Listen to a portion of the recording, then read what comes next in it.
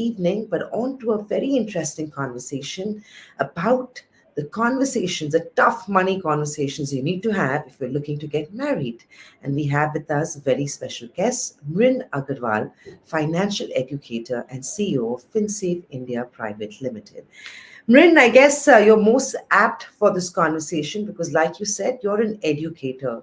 And I think it runs in your DNA to give advice to people and tell people what they should and shouldn't do.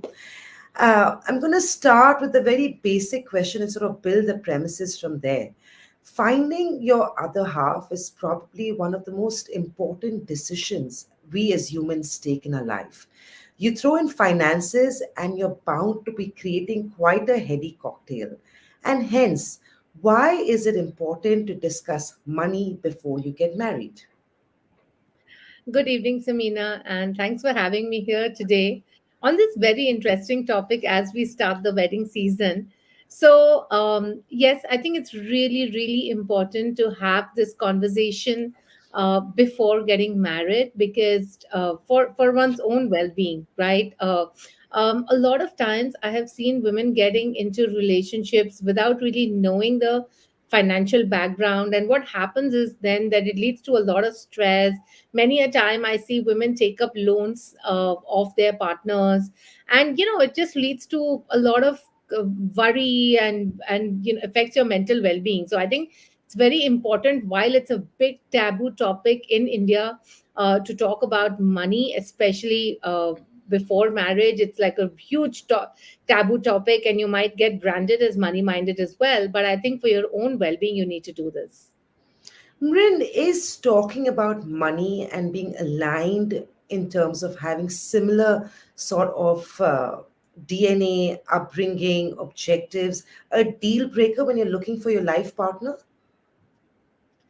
Not necessarily, as long as you can get to a understanding. I think that's important. So, I have come across many cases wherein, for example, women tell me that the partner is not willing to discuss money, or the partner is not willing to share information, and all of this happens after one gets into the relationship or one gets married, basically, right? So while it's not a precursor to the relationship, but yeah, I mean, it's good to be kind of how do I put this, I mean, it's good to be in sync on these matters. Right. So being money minded doesn't necessarily mean it's a bad thing. Money does matter, and that is a very important pillar in today's day and age, as much as it has been in the past. Mrin, in your opinion, then, what are the key financial topics couples need to address before they decide to tie the knot? So I think the first thing, and this is more for women to do, because I don't see this as a conversation that men are going to make. So a lot of what I'm talking today is from women's perspectives, because I have seen so many stories of things going wrong and the impact that it has on women. So I think it's very important for the woman to actually bring up this conversation and talk, and to first of all posture that she is going to be equally involved in money management, because as you know, it's still very common for society to believe that managing money is something that men can do better. So I think, just bringing up this conversation is good posturing, and a good signal that, hey, I want to be involved as well, and I expect to be involved in money management. I think that's point number one. I think it's also very important to discuss about uh, financial responsibilities, for example, right? Like who's going to do what, like the invest, or for example, when you want to invest, how are you going to do it? So I think one of the ways to talk about is to talk about your current experiences. And again, I would like to tell women, because I meet equal number of women who say, oh, I don't know anything about money, and I'm just handing it over to my spouse to manage and stuff like that. And I think, we have changed so much in every other aspect of our life, but where it comes to money, for some reason we have a big blockage against it. Important things to also understand before tying the knot is about loans, and that's a very big one today, especially with the younger generation taking a lot of personal loans, credit card loans, BNPL. It's extremely important that if you have a lot of loans, you be very truthful about it. If and expect the same thing from the partner as well, or ask them about it as to what is the sort of loans that they have. So I think broadly these are the three things. Naren, is this even a relevant conversation if the woman is not financially contributing to the household income? And the reason I ask you this is because it gets much easier if you're a significant other half that's contributing financially to the marriage in some ways, right? If you're not, this conversation, in my opinion, becomes slightly tougher. Would you agree? It absolutely becomes tougher, but again, you must remember that you're doing this for your well being. If you're not involved and if you're not aware, how are you going to take care of things in case of a contingency? Um, Innumerable number of instances where, for example, the man suffers a medical emergency and the woman has no idea about even the insurance policy, right? I've heard this n number of times. So it's very important to remember that even if you are not able to contribute towards the management of those finances, you at least need to be Be aware. aware of. Yeah, I think good point, right? You have to be aware, and I think we women, in fact, are so good at running a household, so we do understand money management probably more than we think we understand it, right? And that brings me to your next question. Of course, you mentioned about even if you're not contributing to the kitty, why is it important for you to know how to manage that money or where that money is sitting? And liabilities is important. Assets also important, but not so much as liabilities are. But let's move to a conversation which is more today. Women today are independent, they're financially savvy, they are interested, and that, of course, makes most marriages a double income household in many ways. In a situation where both partners are contributing equally, how does one decide who does what in terms of money management, or who So pays for what? okay, well, I think firstly, you need to decide how are you going to be managing the finances. Is it jointly managed, or if people are not willing to share information, and this is very common, Samina, in India. Okay, and again, numerous cases where women tell me that how much ever I try, and this could be families, urban families, very modern urban families, but yet, financial behaviors, as I mentioned, have not really changed over the last many decades. So, if you're in a situation, the first thing you need to figure out, what is your situation? Is your partner going to manage it jointly with you? Is your partner being truthful? Is your partner coming clean about his finances, his spending, and stuff like that? Or if the partner is not, then I think you have to decide that, okay, fine, you're earning your money, you manage your money, I earn my money, I manage my money. But irrespective of the situation, whatever are the common household expenses, like, for example, whatever you spend on rent, groceries, transportation, or even on your financial goals, right? Like whatever money you're putting aside for, let's say, buying a house or retirement or children's education, or whatever insurance expenses you have. So the common expenses towards the family need to be equally contributed to. In fact, I would say not equally contributed to, but probably in proportion of the earnings. So certainly you need to ensure that whether you're managing money jointly or on your own, these expenses need to be contributed to. Now, one of the very common things that I see in families is that the man's income is used for investments and the woman's income is used for the expenses. There are many households that do this. Now, again, even if you're, so this means that they're managing finances jointly, but this is the way they've structured it. Now, there's a big problem with this. The problem with this is that, think about it, at the end of 10 years the woman has nothing really left because Hmm. all her money has gone towards expenses, EMIs, whereas the man has got a lot of investments, and probably, and as you know, assets are also, the house, everything is also bought in the man's name, right? And again, the loan is taken in the woman's name because you're getting some concession on the interest rate, right? So these are situations that you need to be mindful of, and always remember that whatever you have earned You need to invest it, you need to spend for common expenses, but you should ensure that you are investing some of that money for sure in your name. So you're saying create a common expense pool between the husband and the wife, and then both individually or independently make investments, because the future is unknown in more ways than one. So I think that's a good hedge and a good strategy in so many ways. Min, of course, this gets a lot more complicated, and I'm going off transcript in some ways.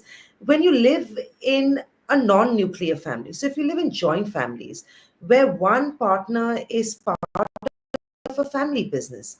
Now, all of this is very common because expenses are not just the wives or the husbands, but they come as a whole in a joint family. Do you feel like that sort of gets tougher to deal with, or it shouldn't be a concern or a roadblock?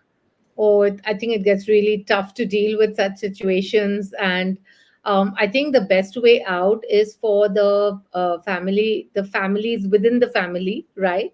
To basically come to a agreement on how they would like to contribute towards the expenses. And that's the best way. But yeah, these situations are not easy to handle. And do you recommend that instead of broaching this conversation between two adults, maybe having an advisor or an educator break the ice could be one way of doing it, Rin? Just like you'd meet a therapist, I'd imagine. It could be, but a lot of the families tend to also be very close minded. So it is not Mhm. easy for anybody to really break through in that sense. Right, so sensitive subject, you got to navigate this softly in many ways. Rin, we always say that when two people get married, one of the most important things is that they should have similar value systems.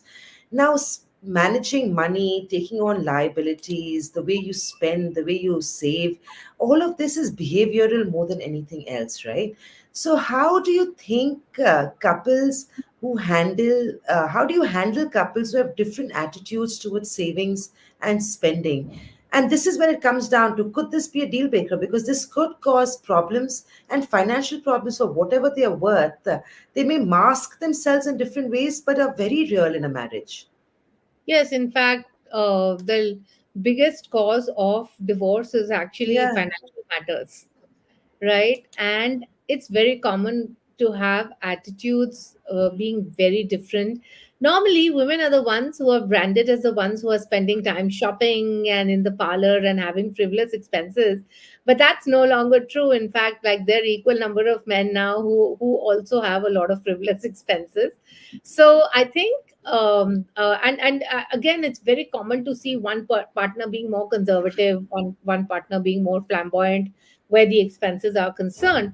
I think it's important in these cases to have a conversation and first and foremost arrive on a discretionary expenses budget to say that if let's say 100 is my take home income, then I'm only going that as a family we are only going to spend X on discretionary expenses. So generally, Samina, I recommend a 30-30-40 budgeting rule, which is as a percentage of your take home, 30% goes towards expenses, 30% goes towards EMIs, and 40% goes towards savings. Now, within that 30%, uh, people need to allocate for their essential expenses and their fun expenses or discretionary expenses, right?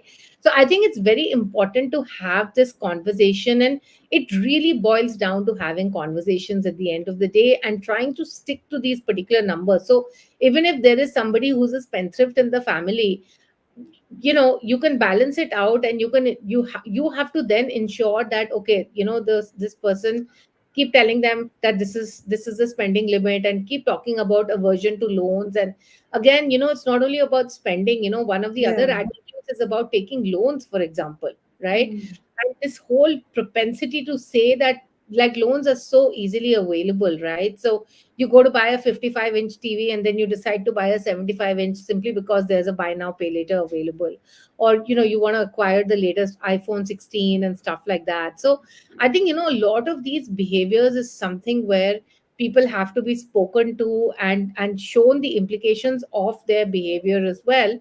And for that, the other partner has to be extremely knowledgeable about financial matters. Yeah, you live and you learn in so many ways, right? But I guess the quicker you learn, the better it is for your well being. And now let's talk about the bigger objectives, the bigger goals, right? And just like any other family worldwide, like they call it the American dream, I think it's also an Indian dream, right?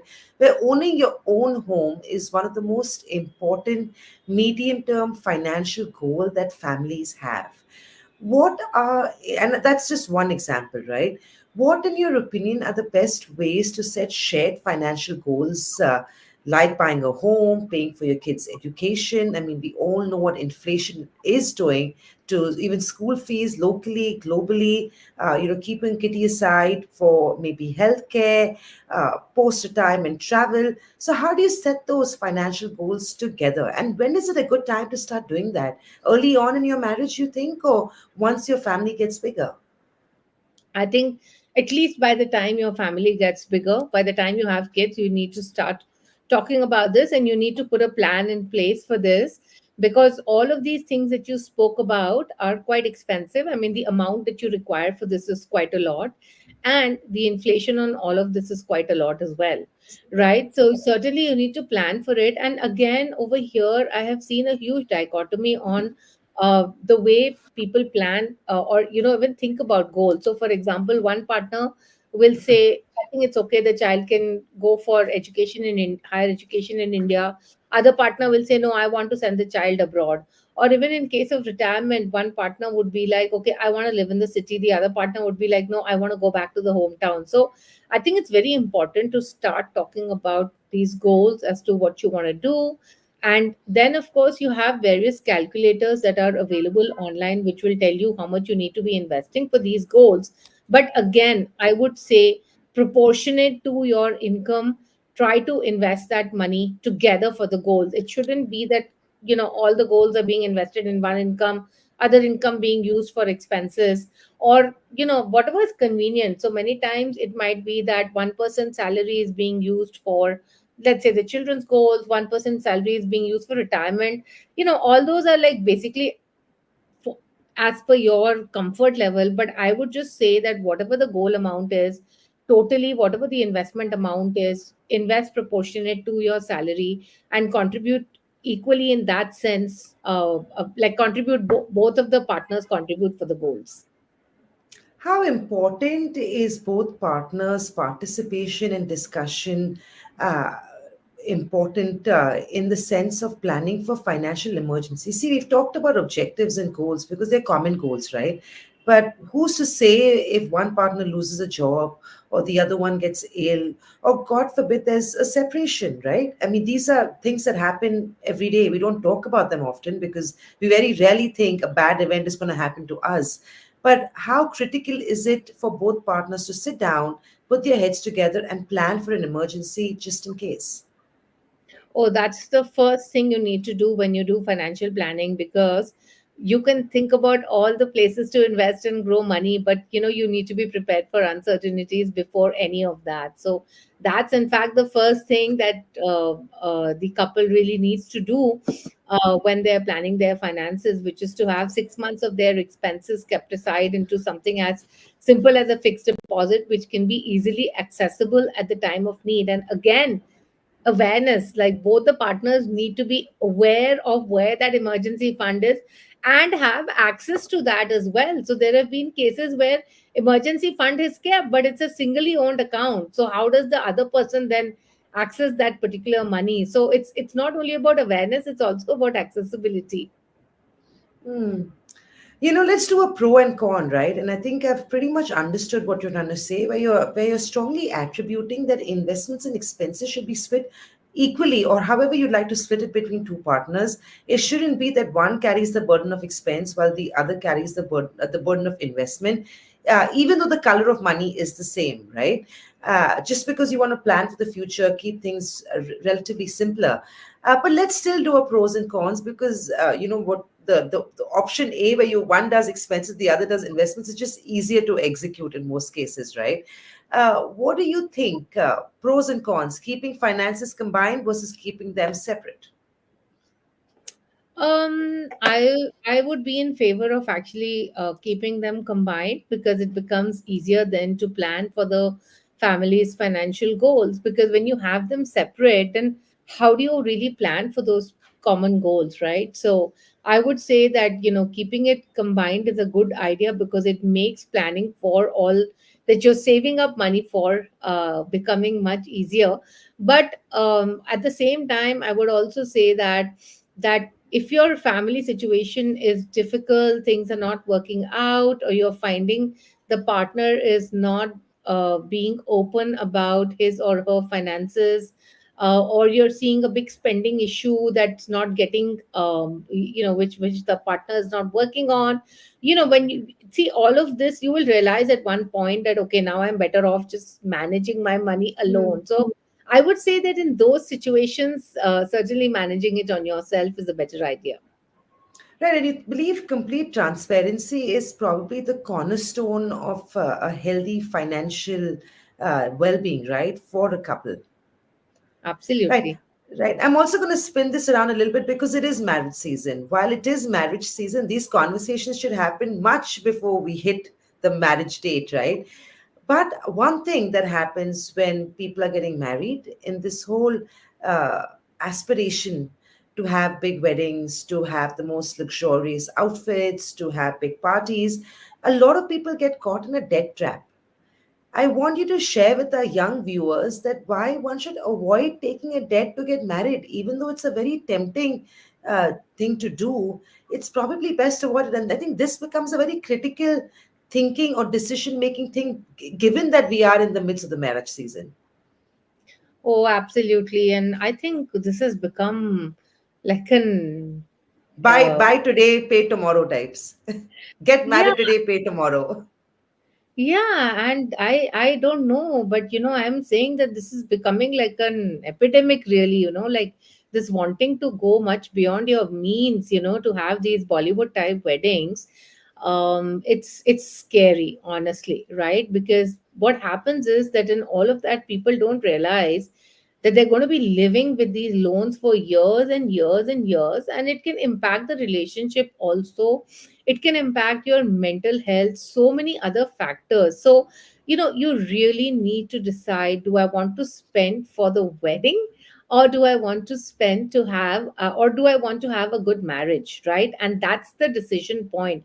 There are couples who are saying that, hey, I'm going to have a limited wedding, not really go overboard on this, and rather keep my money for other experiences in life, or to buy a house or whatever, for the marriage, for the rest of the life, keep my money for that and utilize it better over just utilizing it for that one particular day. So I think it's really important, for couples to have this conversation to see how they can best do the wedding in the limited resources without really having to take loans. And the worst thing, Samina, is the parents actually dipping into the employee provident Mhm. fund to provide for these weddings. I think there's just nothing worse than that you can do, if getting your parents to do this, because it's impacting their retirement at the end of the day.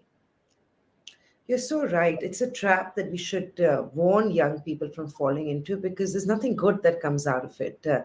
And of course, starting a marriage with liabilities is also not the best to get into. And of course, try and keep your parents out of it because they worked all their life to give you the upbringing and the ability to create your own financial well-being. But of course, avoid taking loans, avoid getting into debt trap if you're getting married. It's a sure once in a lifetime opportunity to celebrate in such a big way, but being mindful is never a bad thing. When we have a couple of questions, and Charmi Kadekia writes in, and Charmi asks, how can couples work on budgets and savings? So as I said, the 30-30-40 rule. So if like as a percentage of your combined take home income, each of you is going to be allocating 30% towards expenses, 30% towards EMIs, and 40% towards savings. Hmm. One thing we didn't allude to extensively, Mrin, is a question that comes from Anudeep Jadhav. And Anudeep asks, could you share a fair structure on sharing of joint expenses, especially when one partner earns more than the other? sharing equally can become a bigger load for one partner than the other, because one earns more than the other. And I think that dynamic changes even more when you go on to a maternity leave, if you're the woman, in this case, in any case, actually. Yeah, so actually, what I meant was that you're sharing expenses jointly in proportion to your To your earnings. salary. Yeah. Right. And also, in a case where one or the other loses a job, then do they stop sharing? I know this is a very subjective discussion, but then what happens in a case like that? Then only one carries the burden, I'm guessing. Yeah, I mean, obviously, and Yeah. this would also utilize this opportunity to say that, I think one of the things, and I know that this is very unfavorable opinion, but I think, it's very common for women to take a break at maternity or at any other time as well. But think about it carefully, because it does impact your financial independence in a very, very big way. And it is going to put a stress on the family's expenses. And so think about it really carefully before you want to actually take that break. It's the only 6 month paid party one can get if you are on a maternity No, leave. But a lot yes, of women decide to leave work once they have yes, a yeah. child. Maybe they're in a situation where they don't have Hmm. help and all that. But I'm just saying that the Yeah, repercussions of leaving your job, are or huge. let me put it more crudely, leaving your income, can be Yeah. huge. You don't realize at that time. The realization comes after a few years when you have to ask somebody all the time for money, and you're getting questioned as to, Acha, why do you need to spend on this? Why do you need to Hmm. do this? Stuff like that. This is And very Rin, I common. think the other big problem is women returning back to the workforce. It's Yes. never easy. If you've had that break, you're suddenly competing with resources that are probably uh, younger than you, but just available, right? So I think, yeah, leaving the workforce and returning back becomes the biggest problem. That explains why we don't have so many women in senior management positions in our country. But it's a catch 22. You know your situation and your family best. But I think Rin's tried to educate our viewers as much as she could in the 20 minutes we had, to tell you about the important conversations you need to have. Money matters, and I think that's how I'd like to sum this up. But thank you, Rin. Great chatting with you today. Quite a pleasure. Thank you. Thank you, Samina.